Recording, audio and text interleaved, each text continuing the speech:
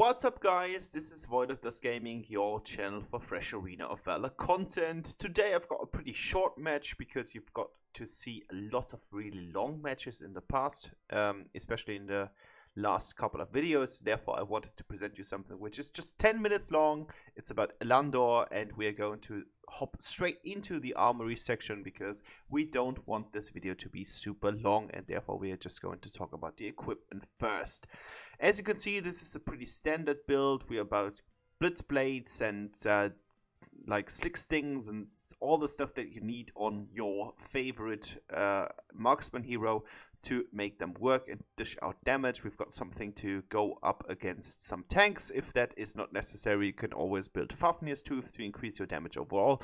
But this has been a really solid build on Eland'orr whenever I played him, and Blitzblade has just become a little bit stronger and a little bit nerfed, but it's still a really good item.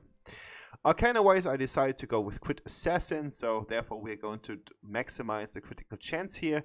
As you can see, I've got 10 times Atrocity level 3, I've got Guerrilla in here for some really needed attack speed to make our damage even better, and in the last bracket it's some skewer to get some armor pierce so that we can deal with tanks early on in the game. Enchantment wise, I decided to go with something that has been quite popular in the past, but I still want to try out how good it is at the moment.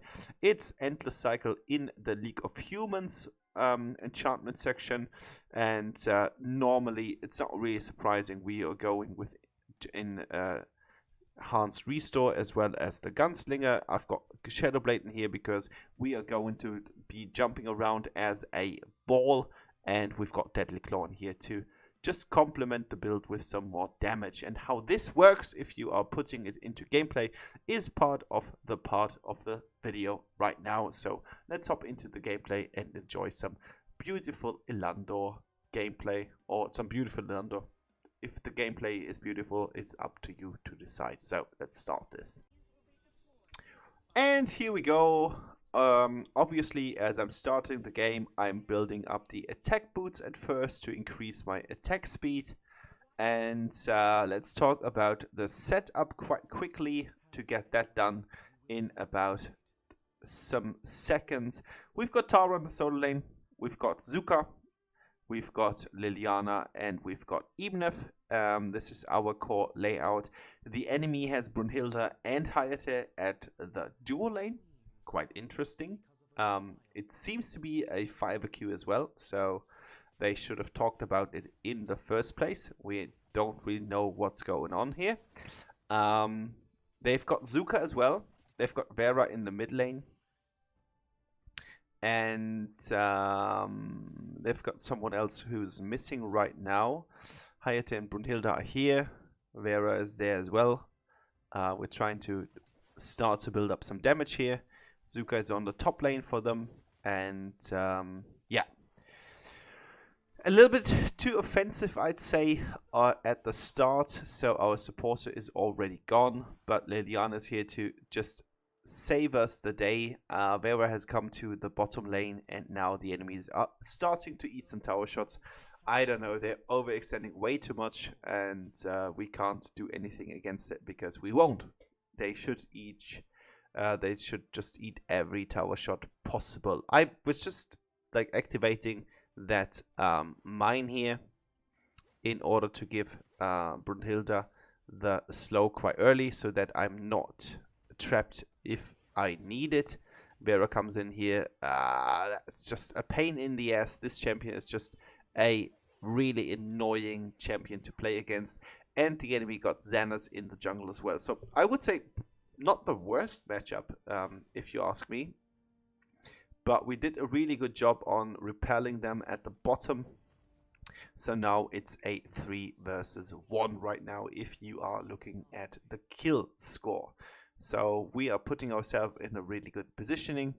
Tara is moving down already because she has been detecting this Zuka to be away quite far, and unfortunately I do not get the kill. I need to get out here, but with all my flicker movement things at hand, that was not really that much of a problem. Now I need to be a little bit careful because otherwise I might just be caught off guard here.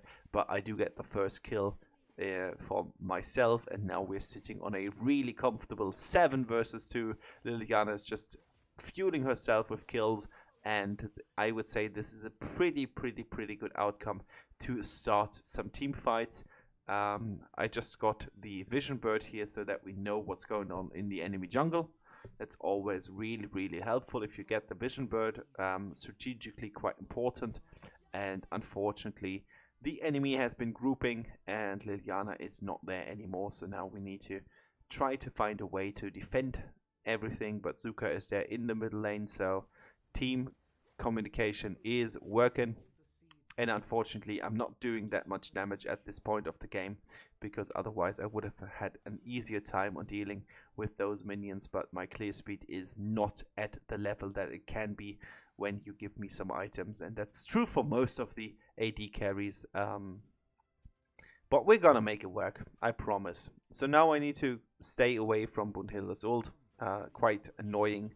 She has been moved around a little bit, but now we do get the next kill on her. I mean, she was just standing out in the open without any interference here. I was wondering what she was doing.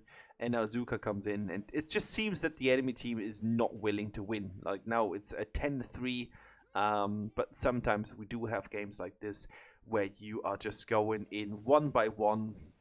The first teammate is killed, then you are entering the fight. You are killed, and then the next teammate goes in because they think, oh, everyone is quite low, let's just try to kill the enemy team for a nice triple kill.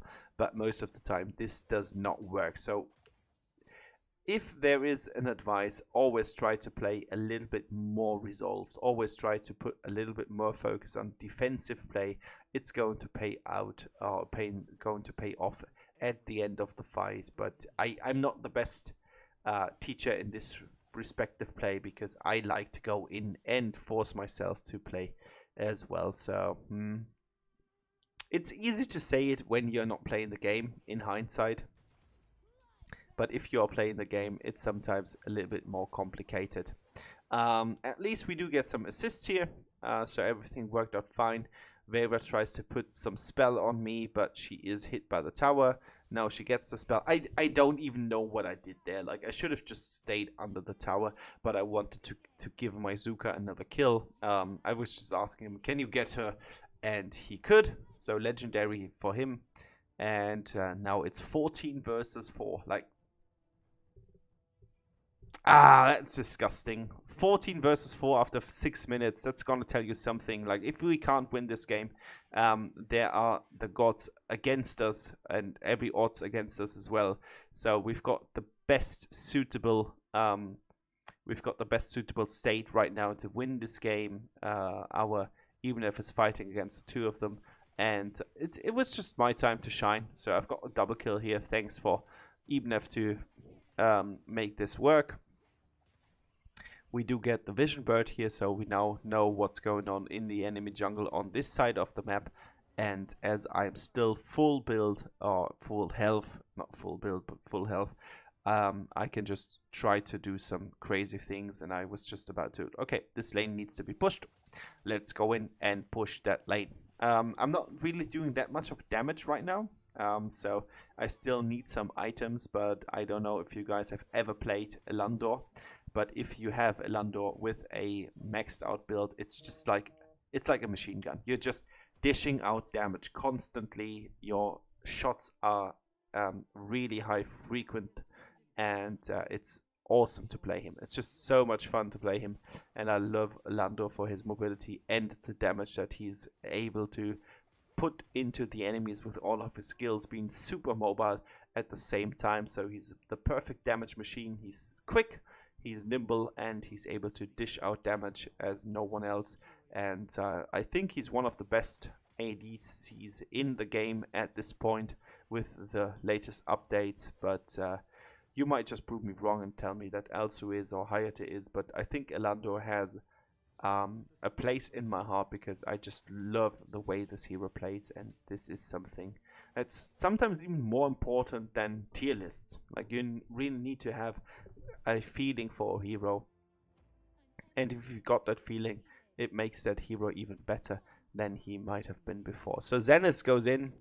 Even if gets the kill. I don't know what's going on. I'm getting a shutdown here for 1, and the enemy surrenders. So I don't even know what this is all about. But I aced the next hero, and now we are on a 5-1. So yeah, thanks. We've won the game. And I know it's a little bit dull. It's not super crazy. The enemy did not defend themselves like crazy, but I just wanted to give you a short video here because all the other videos are quite long, and therefore something like this needs to be placed here. And 516, 13 damage percent, like that's not really that much, but then we did not fight that crazily here.